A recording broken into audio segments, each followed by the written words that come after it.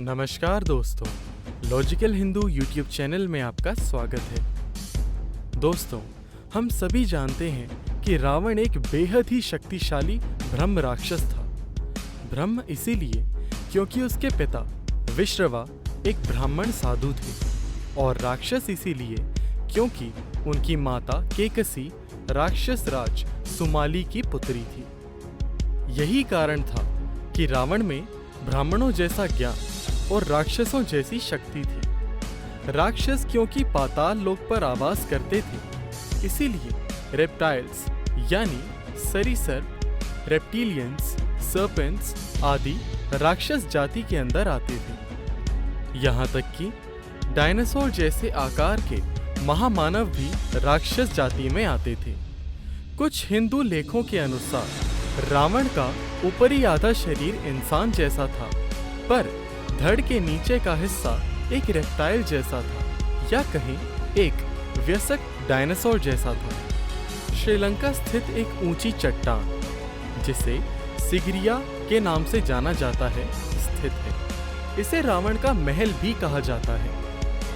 सिगिरिया में एक स्थल है जिसे लायन पॉज के नाम से जाना जाता है।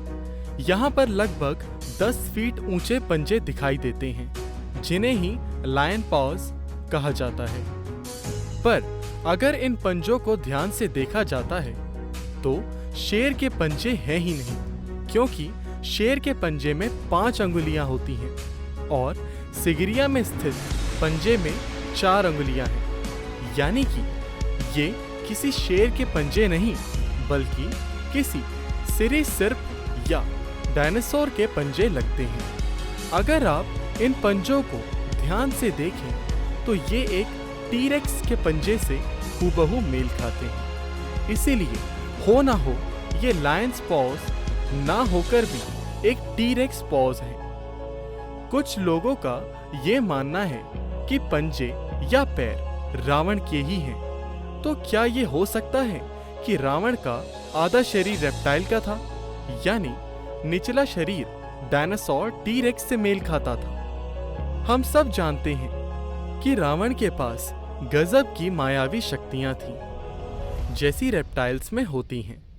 जैसे रावण किसी का भी रूप बदल सकता था, कहीं भी गायब और प्रकट हो जाता था, जैसे कि आजकल की गिरगिट जो अपने रंग बदल लेती है। वातावरण के अनुसार अपना शरीर बदल गायब सी हो जाती है। कुंभकर्ण के विशालकाय होने का कारण भी यही हो सकता है कि कुंभकर्ण का आधा शरीर किसी बड़े और ऊंचे डायनासोर के शरीर जैसा था। यही कारण था कि मेघनाद के पास नागपाश अस्त्र था, क्योंकि आधा रेप्टाइल होने के कारण मेघनाद के पास नागपाश सिद्ध करने की शक्ति थी। रामायण में कई योद्धाओं का जिक्र मिलता है जो आधे मानव और आधे रेप्टाइल्स थे, यानी कि उनका आधा शरीर मगरमच्छ, डायनासोर, छिपकली, सर्प आदि से मेल खाता था, और रावण उन योद्धाओं के ही राजा थे। कुछ लोगों का मानना है कि आज भी हमारे बीच एलियन रेप्टाइल्स हैं जो भेष बदलकर हमारे साथ रह रहे हैं। ये एलियन रेप्टाइल्स बड़े बड़े ओहदों पर भी हैं। ये नेता, कलाकार, प्रधानमंत्री, राष्ट्रपति भी हो सकते हैं। ये रेप्टाइल्स हमारे साथ रहकर हमारे डीएनए को मैनिपुलेट कर रहे हैं, जिससे हम भी इसके समान हो जाएं। और एक दिन ऐसा आएगा जब पूरे ब्रह्मांड पर रेप्टाइल्स रूपी राक्षसों का राज होगा, बिल्कुल उसी तरह जैसे एक समय में रावण का तीनों लोकों पर राज हुआ करता था। मैं आशा करता हूँ आपको यह वीडियो पसंद आई होगी। कृपया हमारे चैनल को सब्सक्राइब करें। धन्यवाद।